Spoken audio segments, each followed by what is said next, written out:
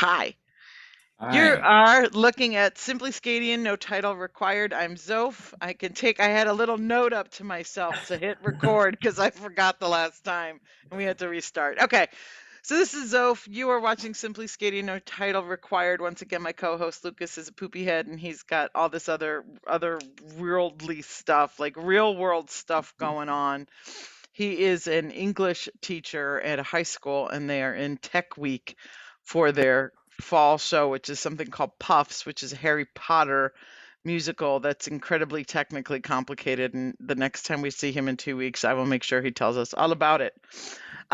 So Simply SCAdian No Title Required is a show where we talk to regular folk in the SCA. There are no titled people allowed. We've made one exception for that, and I don't think we'll do it again because there's so many awesome people in the SCA who do not have peerages or not landed barons and baronesses and have not been royalty, and those are the people that we talk to in the show. And this episode is my dear friend Americk Gilead. Gilead. Yeah, did I say Yeah. it right that time? All Yep. right, well, That's we'll right. go with that.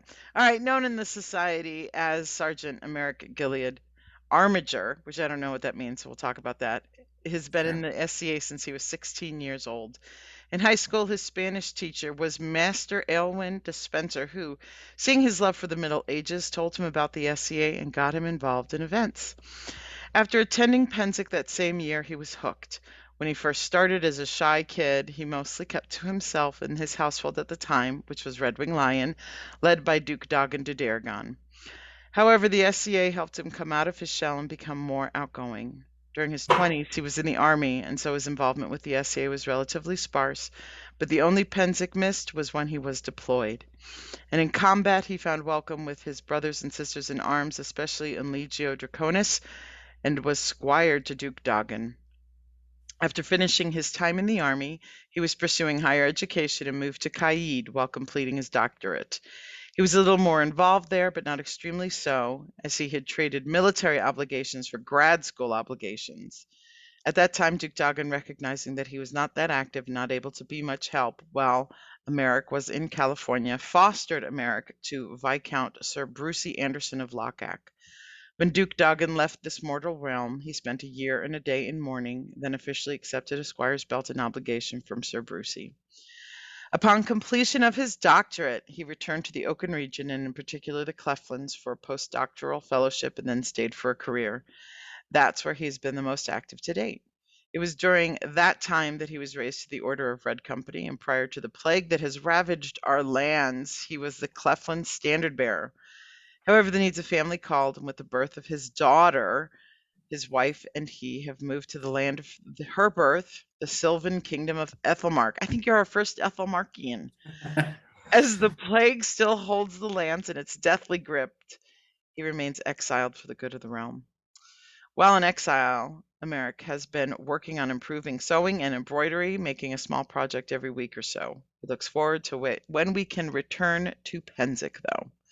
Thank you, Americk. That was really awesome just to read. Like, I've known you forever, and there's things in there that I didn't know, such as tell us more about how you found the SCA, how you got involved. Yeah. So, like I said, I was 16. I was a high school student, and so Aylwin Dispenser recently elevated to Order of the Pelican. Amazing guy. He was my high school Spanish teacher. So, when I started at 14, like I knew him for a couple of years before, like he really introduced me to the STA. So I actually started at 16. I started as his teaching assistant kind of thing. It's not like as formal as that. It was just like, I would come on my study hall and help like set up the classes and spend time on the computer and stuff. And that's when like I really got to know him better, and he got to know me better and like really introduced me to the SCA. I mean, he was like, it was his first gig. I think he was like 24, 26 or something at that time. So, and just really like introduced me to the SCA. So my first event was coronation. I believe it was current Duke Edmund, or yeah, it's Duke Edmonds. I believe it was his second elevation, year 2000. And so there's a whole bunch of pageantry and a whole bunch of like fanciness that just really appealed to me, and I really loved it. And then I went to like one or two other events that year, and then convinced my mom to take me to Penzic that year. And it was amazing. It was really cool. I was really excited, and like I've just been hooked ever since then. And so yeah, that's how I got in. Tell me about what was it like for you being in the SCA and active in the Army? It's a number of things. I mean, there's so while I was in the Army, there's a lot, the Army's kind of a weird bird to begin with. But the SCA kind of provided like an escape from that to some extent. And so, especially when I was first starting in the Army, first starting in the SCA, like I was a nobody in both. Just kind of getting to know people, and like they both kind of, I feel like both the SCA and the Army kind of played off of each other and kind of giving me more confidence in myself, giving me more confidence in my abilities, and like just kind of really coming to know who I am. And I could kind of like try out things in the SCA that like I had learned in the military, and vice versa. Just like being able to talk to people who are like at a higher station or higher rank or things like that, and coming up, earning that comfort, I think. And that was really useful in the Army, especially like having that in the SCA, recognizing, one of the things Duke Doggin would always say is like, only in the SCA can you be like king on Saturday and delivering pizza on Sunday. And so that, recognizing, hey, these are like, highly elevated people. At the same time, they're just human. I think that helped in the Army because in the Army, I was a psychological operations specialist. And what would happen is our little 3-man team would get attached to like a battalion. And so, me, like little E4 specialist, would have to be like giving a briefing to a full bird colonel and have to be like confident and in that briefing and be able to like give it with knowledge that I had, but like had to be confident in it. And so like interacting with people in the SCA, I think really helped me do that more. Now, you also mentioned in your bio that you were shy, and you've Yeah. never really seemed shy to me. As long as I've known you, you've just seen somebody who is, you like to take time, and I'm gonna reflect back who you are to you right now, that you like to take your time with your words and your thoughts and make sure that they're gathered before you say anything. Is that a way you've always been, or is that something that you think the SCA and the Army taught you? So that aspect of kind of being a little slower to speak, and wanting to think more and to kind of put my thoughts into like a coherent structure, that's something that I think has been just me for a while, as long as I have recognized, had self-awareness, I guess. That comes more from having ADHD and like having to kind of like buckle everything down and be like, okay, I know that this relates to this, but let me put this together for the other people who aren't in my brain going at like light speed. Um, the shyness, I think, was a lot more prevalent at like 16 to 20, where I really just like didn't really, I knew who I was, but I didn't really know who I was. I knew the things that were important to me, but I wasn't really, I couldn't put them into words, and I don't know that I was like really as like bold enough to kind of act on them, if that makes sense. So, but I have always kind of been like a contemplative person, I guess, like taking time to try to make sense of what I'm going to say. So I know that you're a fighter. Oh yeah, so what does Armager mean? So Armager is a non-gendered title uh, for a award of arms. So, once if you have an award of arms, you can style yourself as Lord or Lady.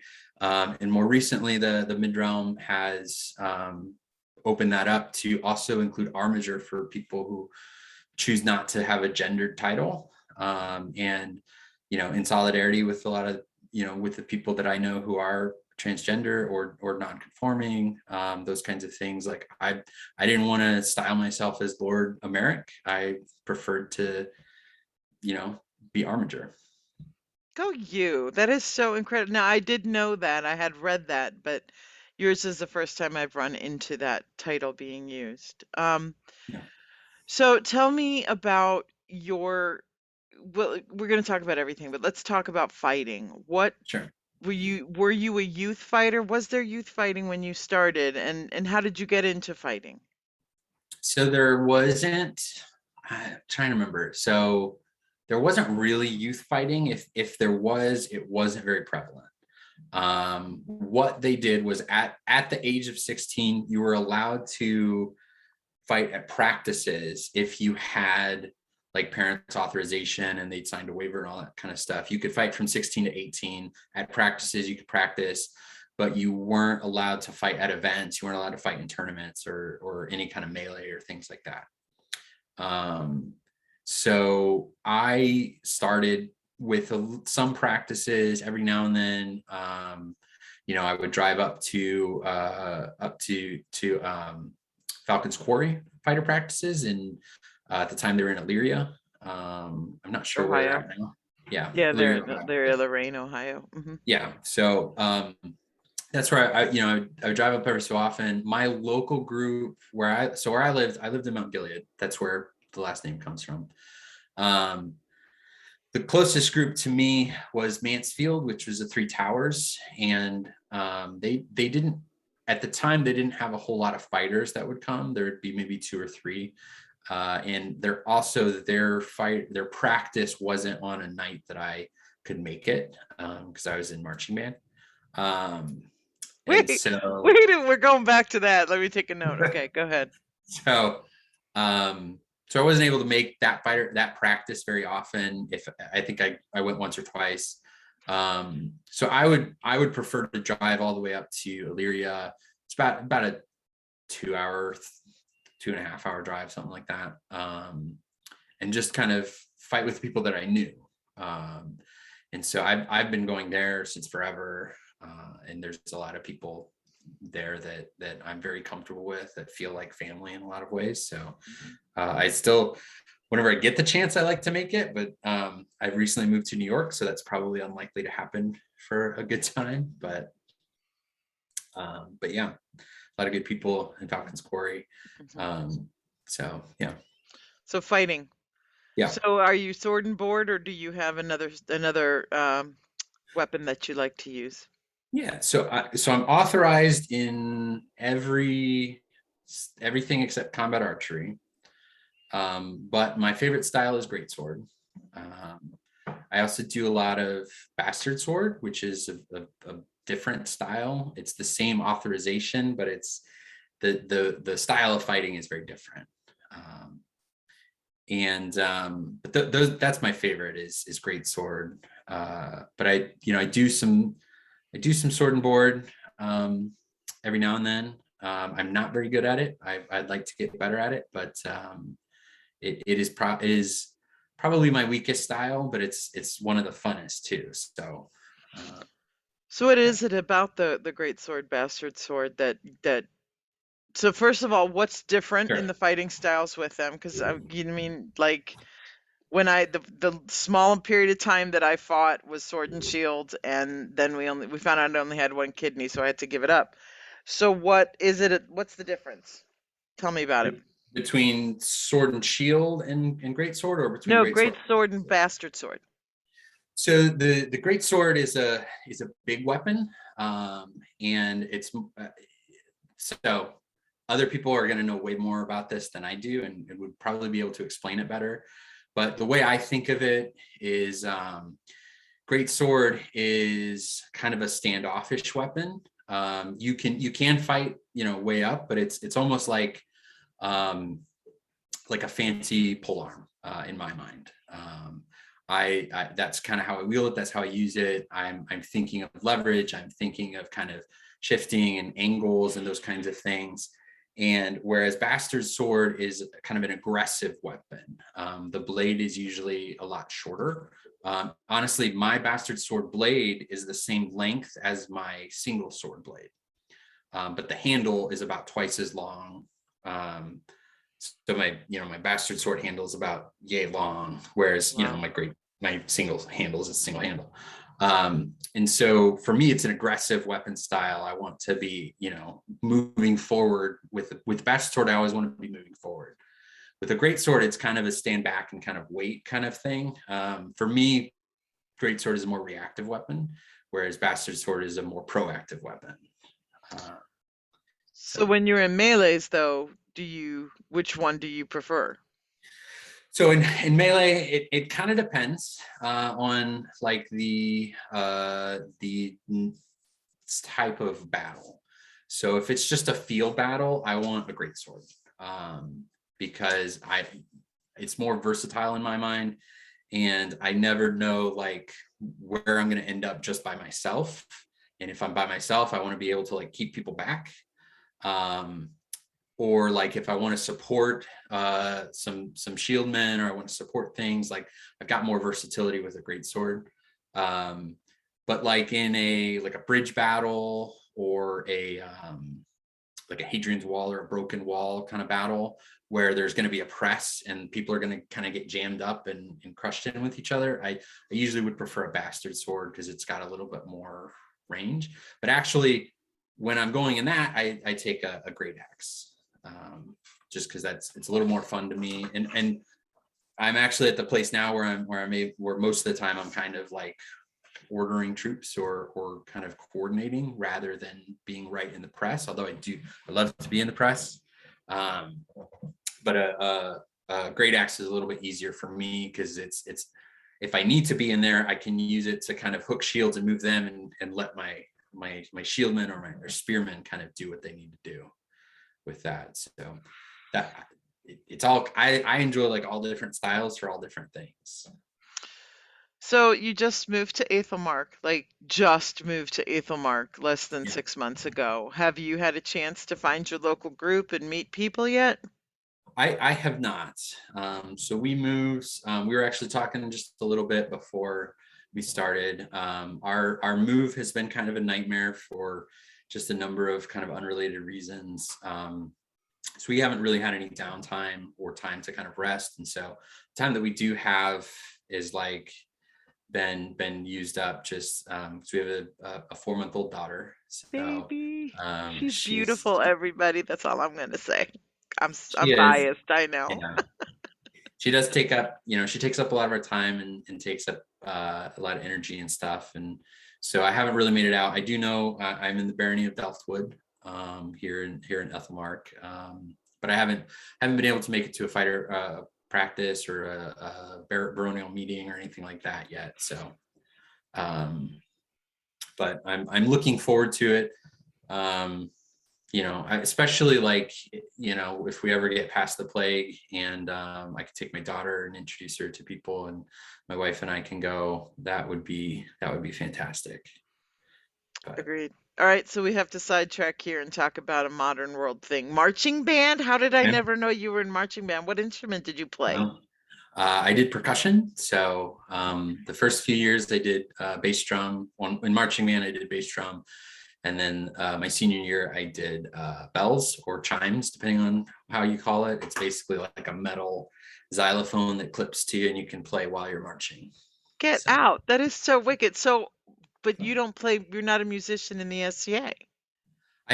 no, not very much. I mean, I've done some drumming here and there, but like I guess this is where some of the shyness comes back, is like when it's a thing that I don't feel comfortable with, that I don't feel like I'm very skilled at, I tend to like shy away from engaging with it. And so when it comes to like being in a drum circle or going to a bardic or something like that, like it's just not something that I'm that like. For me, there's things where I'm like, I'm pretty good at this in the mundane world, but it feels like that's really hard to translate sometimes into like the SCA. So like music, like I was in show choir and contest choir and all those kinds of things, and I love singing, but I don't do it in the SCA because I don't really know any period songs. I don't know any period pieces. And I just like haven't. The other thing that happens a lot is that the times where those are taught, or the times where like I could go to a class, or I could go to a bardic circle, or I could go to this thing, there's a lot of other things that are more related to like fighting that are happening. So we So have a mutual friend, Sonara, who puts it this way, and I really love this way. There's a line. There's just a line. And there's the things that you want to do, and you have this whole long list, and somewhere you just got to put the line and say, I want to do this thing, but I just can't do it right now. So yeah, one day when the baby's older and maybe baby junior comes along and then they're older, I'll drag you off to some bardic circles and sure. stuff. How's that? Yeah, I love that.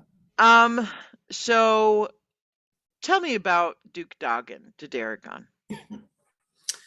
Um, that's a tough ask. Where where to start?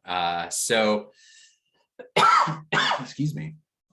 So I came in when I was 16. He would have been in his 50s, I think. So his like he had already been king twice. He was kind of this larger than life figure in the SCA in a lot of ways. Um, and like I don't know all of the history because I came in and most of that history had already been done. And so, but like I had a different relationship with them than most of his squires. So most of his squires had been like friends with him, or had been like had met him when they were adults. I first met him when I was 16, and I always kind of looked at him as in some ways like a father, in some ways like an uncle, and in some ways like a big brother. And it was just kind of this weird combination of things. So he was this I feel like he really represented a lot of what makes the SCA good in my mind, and why he's one of the reasons I still am involved quite a bit, and well, to the extent that I am. And he was one of the reasons I wanted to kind of stick around and be part of the SCA and be involved, is because like we talk about the SCA and as it's this this romantic dream where we're really celebrating the romance of and the chivalry of the Middle Ages, and we're trying to kind of focus on the good parts of that and really emphasize those, and kind of let the worst parts of it go and get rid of it. And I feel like he was a great example of that, of that kind of just carried himself with a knightliness that didn't it didn't feel fake, and it didn't feel like, oh, you can't joke, right? He was hilarious, and he loved pranks, and he loved things like that. But like he didn't take himself so seriously. Like I said, he was the guy that said, in the SCA, you're going to be on Saturday, you're the king, and on Sunday, you're delivering pizza, or you're, working in a factory, or you're doing whatever. He's like, you can't take yourself that seriously. This is a hobby, ultimately speaking, and it's a fun hobby, and we put a lot of ourself into it, and a lot of our money and time and efforts into it. But at the end of the day, it is a hobby, and so if it's taking over, then like you need to rethink that. And he really helped teach me a lot of that kind of balance of life in the SCA, and what can I do, what do I want to do, like you said, where's that line? Yeah. So I'm not crying, by the way. My eyes are watering tonight for some reason. I'm figuring it's allergies. So I just have to say that because I love Duke Doggin. So you mentioned pranks, which is a great segue to tell us about Sir Brucey. Yeah. So Sabrusi is he is a viscount. He's from Lockdock. He won the crown when they were still Principality of the West, and he was one of their first nights. I think he could, obviously, he'll tell the story better than I. But he was 18 and he was like, they wanted to knight him, and he's like, I don't think you should knight me at 18. Like, I'm not a good example of what chivalry should be. But they were like, we think you do. And I think he still tends to be relatively humble and unaccepting of praise in a lot of ways. But so I met just before I went to grad school in California. And like we hit it off right away. He is also hilarious. He has all of those same, features that I was just talking about with Duke Doggin, where he is I think he's very chivalrous. He's very knightly, in a way that is appropriate and not fake, and in a way that doesn't take himself so seriously that he can't laugh at himself or that he can't do whatever. It's that kind of, I don't know, it's that kind of noble bearing of just, he knows who he is and he knows what he can do. He doesn't have to prove it. He doesn't have to he doesn't need other people's accolades for him to know who he is. And that's something that I'm very, aspiring to myself. Something that I greatly admire in him. Awesome. All right, we did get a question from one of our viewers. They wanted to know if you are a marshal. I am a marshal. So I was a marshal in the mid-realm. I don't think it translates into Ethelmark. I'll have to talk to somebody here to see that, but that's something that I did quite a lot in the mid-realm. I look at it as like, we need marshals for our sport to happen. If we don't have marshals, it doesn't happen. And so I look at it as it's partly my duty to, take that sometimes, even though, a lot of times we'd usually rather be fighting. But somebody has to marshal. And so I enjoy doing that as much. Just I mean, obviously I prefer fighting, but I enjoy marshaling because it enables other people to have fun and enables other people to be safe, and to do for this, for fighting to continue and for our sport to happen. So. Okay. Again, I got to apologize to everybody. I know I'm yawning. I'm a really early bedtime person, so it's not Americk. He's actually very fascinating. It's me being my brain saying it's bedtime. So, let's talk about art. Okay. I know that on your Instagram page, you've been doing like a drawing a day. You do like these 5-minute sketches, and I'm just blown away by your talent. And now you're doing embroidery. Well, you've been doing embroidery. Gosh, I Right. saw you out in LA. Remember there was one time that I was out, was I in San Diego or LA? Anyway, and I saw Yeah. you and you were working on a piece and I was like, who are you? Like, who even are you? So Yeah. how did you get into embroidery? So I've always just enjoyed it. I shouldn't say always. I started it like in my 20s, and I've enjoyed it since I started it. Mostly self-taught. More recently, I've been taking a little more seriously and like looking into like, okay, what's this stitch and what is it used for, and how do you do this stitch, and like looking at the Bayou stitch, for example, and it's really cool. It's like how they did the Bayou tapestry and those kinds of things. It's really neat. But we're all nerds here. Otherwise we wouldn't be in the SCA. But so I read The Wheel of Time when I was a kid, right? So like 15 to 16, about that same time I was getting the SCA.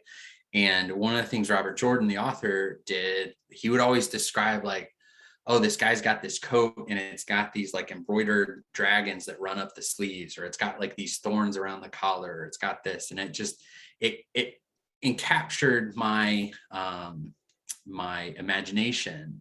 The other thing that he really emphasized that I think is true to the period is that embroidery would be a way that you could show that you cared about someone, right? You could embroider their shirts for them, or you could do some kind of thing, right, to give them. And that was something that kind of resonated with me too, and something that I've been trying to do more of recently is like not doing embroidery just for the sake of doing it, but like having a project and say like, okay, I want to do this for this person. So for example, like I said earlier, my, Albert Aylwin was just elevated to the Pelican. And so one of the things I did was I embroidered a Pelican for him, in a place so that he could kind of put it wherever he wanted it, those kinds of things. And part of that, like, so that was in Armager. And we went to, so you were there. We went to Idaho, and it was in Boise. And these amazing people, Duke Cronin and Duchess Clara, put us up and had like 20 of us in this ranch, in this like huge house. And they were amazing. So one of the things I did, I wanted to thank them. And I don't know if they're watching now, but the thing said it was delivered today, so it shouldn't be a Oh, surprise. But I did these little like embroidered pendants, and I put their coat of arms. I embroidered their coat of arms onto one of each and sent it to them. So it's something that for me is like a relatively easy, relatively inexpensive kind of gift that I can make and give to people. And like for how people seem amazed for me, it's relatively easy, and like it's a relatively low energy, and it's something that I enjoy doing. And so to do it and give it to someone and see their like this big reaction is really gratifying. So yeah, see, I can't.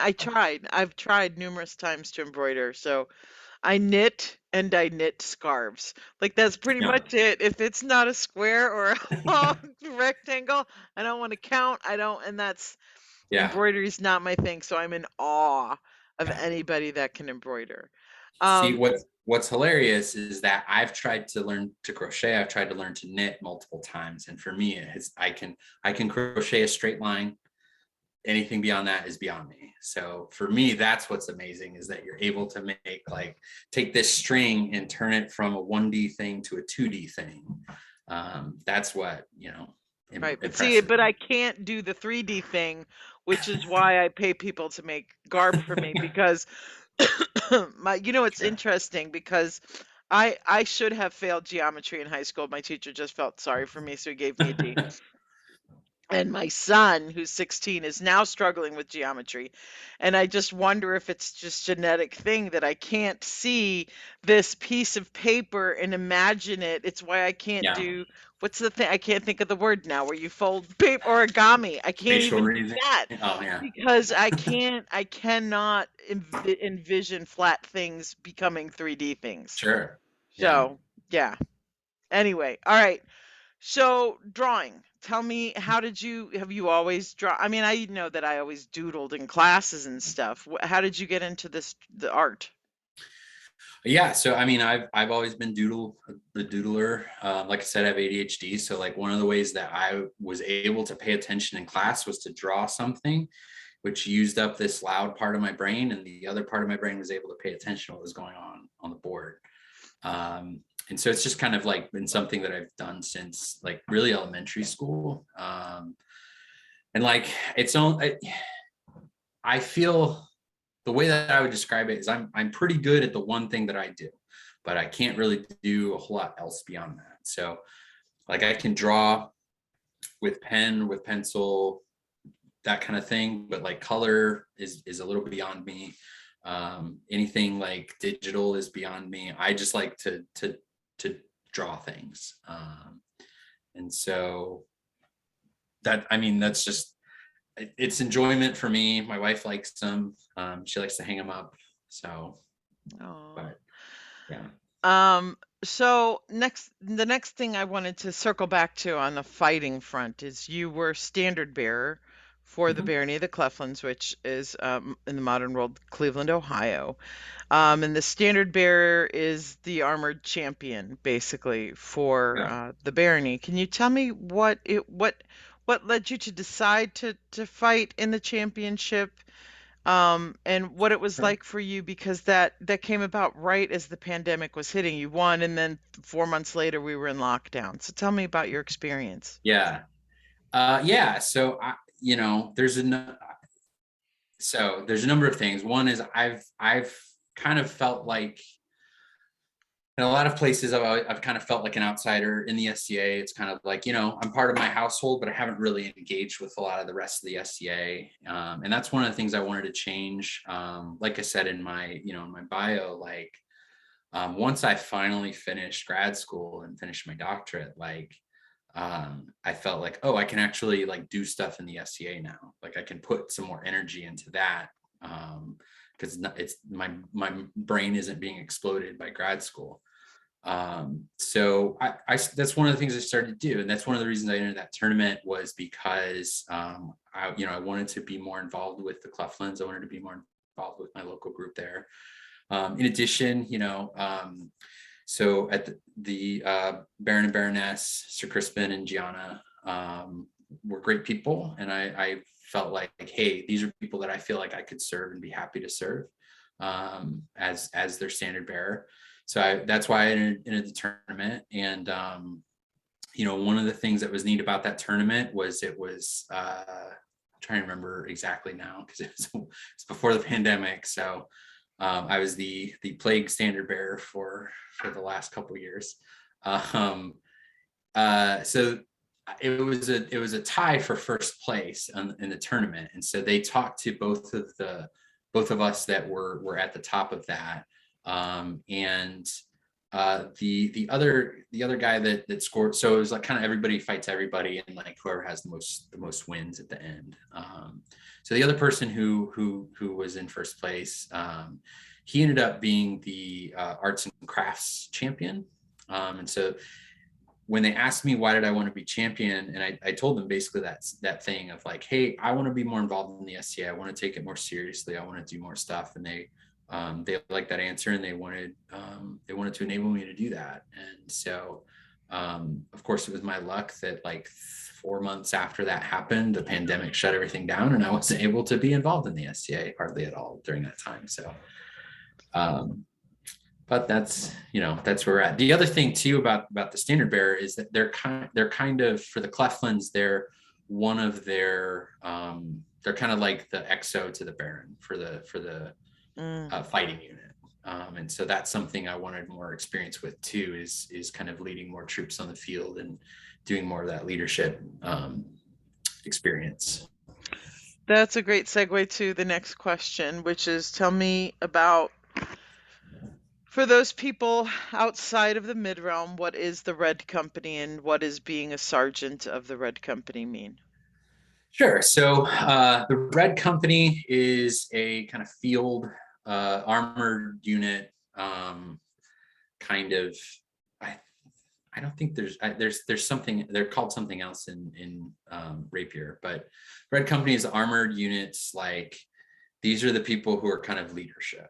These are people that the crown or people under the crown, their representatives like the Baron and Baroness recognize, hey, this person is doing great at kind of leading on the field. They have to be a competent fighter. They have to be pretty good, but they have to know what they're doing in terms of leadership as well. So there's two ranks, there's sergeant and there's captain. And sergeant is them saying like, hey, this person like is really good with like small units and kind of knows what can get people going what they're doing and really good at motivating. I think of it as like being a sergeant in the Army, where it's like, hey, I'm responsible for these guys, and like I'm responsible for morale, I'm responsible for like leadership, and I want to be the first person in that gap if it needs to be done. I don't want to sacrifice myself unnecessarily because a body without a head doesn't work, but at the same time, like I need to be willing to kind of fill that gap and lead from the front. And then captain is similar to an officer in the Army, where like they're more of that kind of strategic level planning. They're engaged with people who often are generals and whatnot. General is kind of a temporary position, so somebody might be general for a few years, but eventually they're going to step down and someone else is going to take over. Whereas captain is kind of forever. Like you're honored as, hey, this is a captain of the mid-realm, someone who who knows what they're doing in terms of like the big picture. They can always step in if somebody gets killed or whatnot. And there's someone that you kind of listen to, someone that knows what they're talking about, really, is kind of how I look at it. Okay. So, yeah, and it's not a peerage related order either. There's a number of knights who aren't in the Red Company, although you're kind of like automatically in to some extent. But like I like the Red Company because it's merit based. I mean, not that knighthood isn't, but like the Red Company is kind of like, it's a different form of like honoring folks and saying and showing like, hey, you see those. So the symbol are for the sergeant, it's crossed silver maces, and for the captain, it's crossed gold maces. And if you see those on someone while you're like out there fighting in like a melee or whatever, and they kind of pull you to the side and say, hey, go do this or do that or whatever, like, you know, to listen to them, and you know, like they know what they're talking about. So we have two ways that we can go right now. One is to ask you a personal, deeper question, and one is to stay light and fluffy. And I will absolutely let you defer. Tell me what you want to do. You want to stay light and fluffy through the end, or will you let me get Zophie on you? If you'd like to get deeper, I'm always here for that. Okay. So I know that in your time in the Army, you did serve actively overseas, and Yeah. there's trauma associated with the time that you spent over there. Sure. What is fighting in the SCA? Is that a healing thing for you, or does it bother you at times? Like, how does that work together? Yeah. So as a psychologist, like, there's a number of ways I could answer this. I think the easiest way to explain it for me is that fighting in the not mid run, but like just fighting in the SCA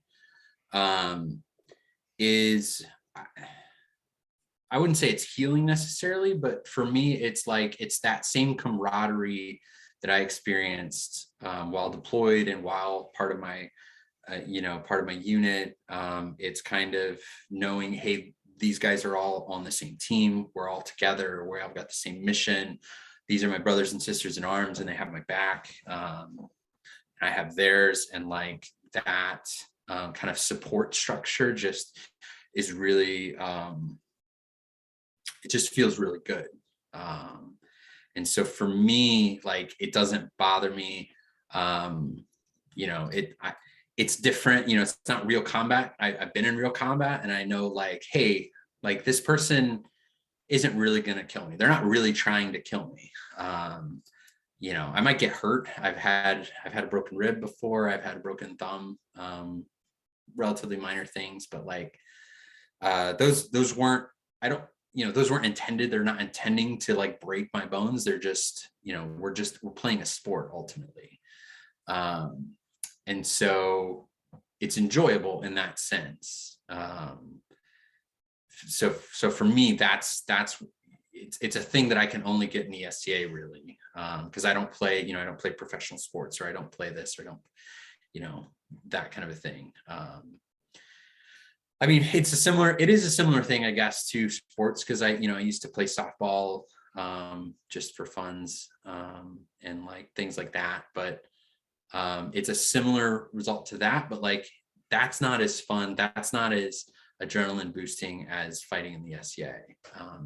I know a number of veterans that I also, am very good friends with, and a lot of them do find it healing. A lot of them do find there's a way to kind of process a lot of that trauma that they've experienced through fighting in the SCA, where they kind of get that same adrenaline kick, but it's safe, right? And they can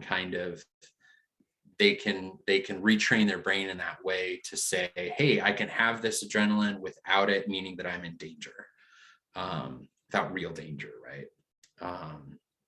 For other people, I know other veterans who can't fight because it's too real for them, and they just don't want anything to do with it. And I respect that as well. But for me, it's something in between. Like it's something that I really enjoy, and it's something that is really pleasant, but I recognize it's not real, so it makes it, easier to engage with. Do you think part of that is because you were a fighter before you joined the Army? Um, Maybe, but I think it's more just it's just it real combat affects different people differently. And I know, a lot of people have had a lot worse experiences than I had when I was deployed in the combat that I saw. And I know, again, as a psychologist, like trauma affects different people differently. And so for some people, like it means different things for them, and the way that they talk about the way that they talk to themselves, the meanings that they make for their life is different for them. And so for them, combat in the SCA, is something very different than it is for me. But yeah. Is it ever something that, as a psychologist to veterans, that you would recommend to any of them? Has that ever occurred to you to say, hey, have you heard of the SCA? It might help you heal? Um, to some extent, I have considered it, usually only to veterans that I see not as part of as a psychologist. Like if I have friends that are veterans, I'll talk to them about it. But like I don't talk to my clients that are veterans about the SCA in that way, because it's not. I mean, if they bring it up, I'll talk to them about it. But it's kind of like it could end up being like a dual role, and just kind of be all kinds of complicated and Right. weird. And but I might talk about those same lessons in different ways. Like what I mean is that one of the things that is healing about the SCA for a lot of veterans is that it is part of a community. It's part of having brothers and sisters in arms again. It's having brothers and sisters just in general, and like a social support and network, and in some ways like a hierarchy that's comforting to know, hey, this is where I stand. This is how I relate to this person. This is how I relate to that person, and that's comforting to know. And so I might take those same lessons and use that in my work. What I mean by that is if someone talks to me about, hey, yeah, I used to play a lot of sports, or I used to do this, like be in a band, or I used to whatever, I might talk about, okay, well, how can you find those connections today?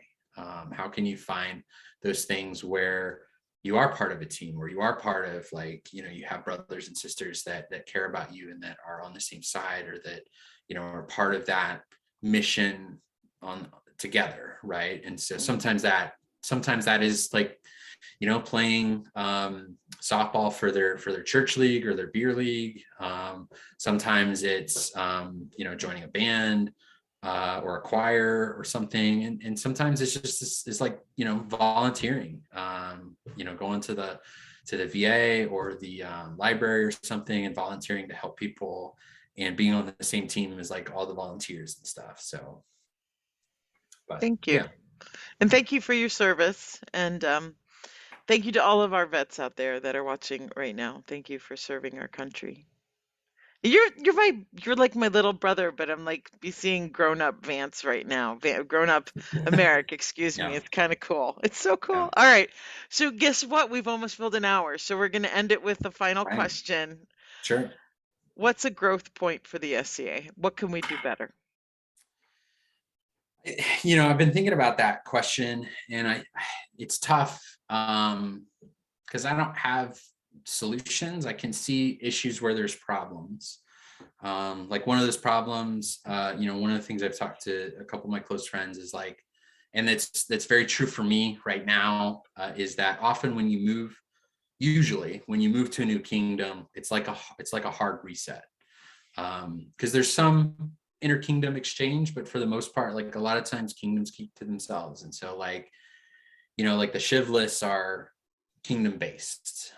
So like I've just moved to Ethelmark, and so it's like I'm starting all over again from scratch at the very base level. And I've done that before, right? I moved from the mid-realm to Kaid, started all over there, moved then Kaid back to the mid-realm. Everyone had forgotten who I am. So like getting to know everyone again and kind of building up that. And now I've moved, back to Ethelmark, and there's like this kingdom reset where like nobody remembers anything that you've done, or nobody knows anything that you've done in other kingdoms. And so they're like, and they're like, all right, well, you got to prove to me who you are, or why I should care about you, or those kinds of things. Like I said, I don't have a solution for that. I don't know what that is. But that's an issue that comes to my mind. To be a little more specific, one thing that I think there are solutions for. One of my kind of pet peeves is like going to a fighter practice and it's just a like round robin, like everyone fights everyone kind of thing, and there's no training that goes on. So like, I know for myself, I learn best in an environment where it's a learning environment. So I did like 5 years of Taekwondo. I have a black belt, and it's just, first Dan black belt in Taekwondo. But like that environment worked really well for me because it was probably 75% training and maybe 25% sparring. And most of the fighter practices I've been to in the SCA are like are the opposite of that. It's maybe 25% training if you're lucky, and it's mostly just sparring. You can kind of get some training if you're like if you're assertive and you know what you want, or you know who to talk to or who to ask. You can sometimes get that, but a lot of our new fighters don't know what that is or don't know how to get that. That's one of the reasons. So I joined the Vito's Minions because they do training. That's what they do. So they have a fighter practice that's outside of the official SCA, and like they train people, and like I loved that, and I felt right at home when I went to their fighter practices, and I wanted to be a part of that. That's one of the reasons I really liked Falcon's Quarry. Their fighter practices are great, and there's a lot of training that goes on there. And that happens both in heavy and in rapier. Like they do like rapier drills there to do training in that. And so that I think is one of the things that the SCA as a whole could be more intentional about. I don't think it would be like a board of directors, like top down kind of thing, but I think it's like, at each individual level, if, people, especially like knights who know what they're doing and know like these things, if they could step in and be like, take more of a training oriented approach to fighter practice, I would certainly get lot more out of it. And I would love that.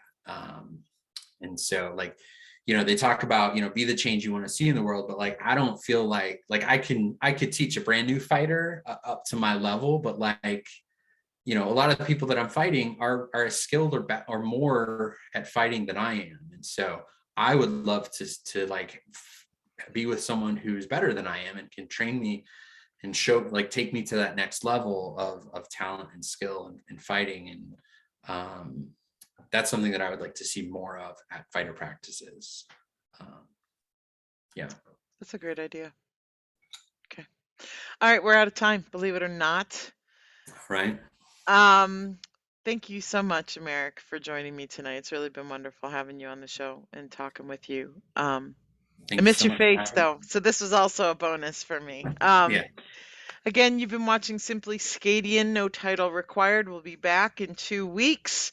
Not sure who our guest is. I'm going to have to beat the bush and contact, like I said last time, my Artemisia friends, because Americk and I flew out there and made a whole bunch of new friends. So I'm going to have to see if I can rope one of them to being my guest in 2 weeks. Thanks again, Americk, and the rest of you have a wonderful evening. So out. Thank you so much. Great.